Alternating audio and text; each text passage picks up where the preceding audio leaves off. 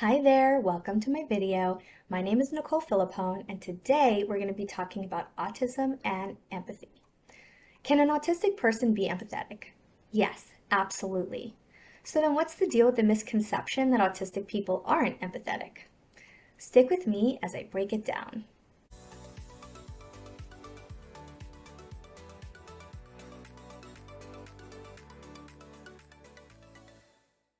So the empathy quotient, or EQ, is a measure used by practitioners during an autism evaluation, which looks at a person's ability to identify other people's emotions and then respond to them with an appropriate reciprocal emotion. But this measure is only half of the empathy equation when it comes to autism, and unfortunately, many practitioners are not aware of this, which often leads to misdiagnoses. The practitioner who evaluated me at Embrace Autism explained the reason for this really well in my assessment paperwork. Here's how she put it. The EQ is highly misunderstood and quite misleading. Contrary to what the name of the test might imply, it does not measure emotional empathy. Instead, it predominantly measures cognitive empathy. Now, let me quickly explain the difference between cognitive empathy and emotional empathy.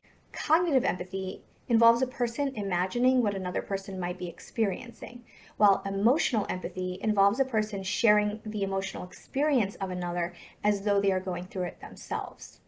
Now, this lack of emotional empathy testing in the autism evaluation process has since been addressed by the Toronto Empathy Questionnaire, which measures emotional empathy.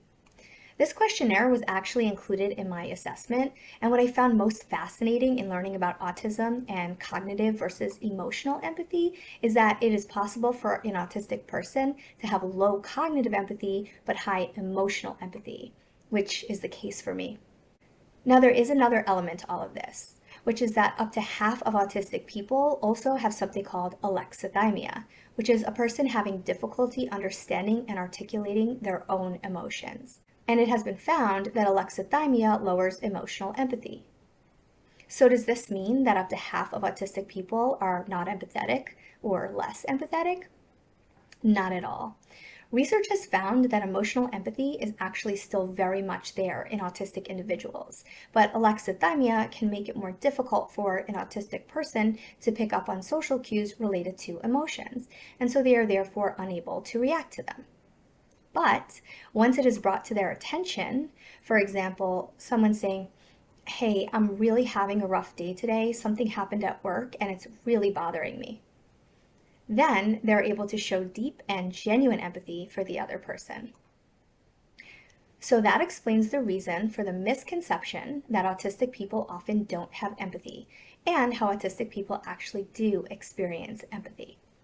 That's it for this video. If you found it informative and want to see more content like it, give it a like and subscribe to the channel. Make sure you click the notification bell so you're notified when I post my next video. Thanks for watching!